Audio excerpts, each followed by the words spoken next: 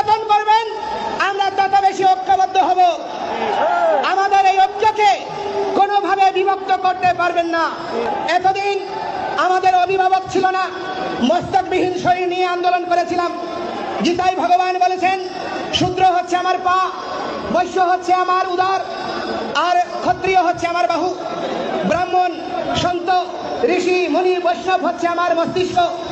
তো আমাদের এতদিন মাথা ছিল না, ছত্র ছিল না, আজকে আমাদের মাথায় ছাতা এসেছে। ভয়ের কোনো কারণ নেই, মা ভয়, আপনারা সবাই জেগে উঠুন। একটা জিনিস মনে রাখবেন, ভগবান গীতায় বলছেন, ত্রৈবাং ভস্ম ভম পার্থ নৈতত্বয়ী উপপদ্যতে ক্ষুদ্রম হৃদয় দৌর্বল্যম ত্যক্ত উদ্দিষ্ট পরম তপ। দুর্বলকারী, যারা দুর্বলতা লালন করে, তারা সাধু হতে পারে না। যারা সাধু নয়, তারা আর্যপুত্র হতে পারে না। যারা আর্যপুত্র নয়, তারা বেদের অনুগামী হতে পারে না। সুতরাং যারা বেদের অনুগামী, যারা সনাতনী, তারা সর্বদাই সাহসী।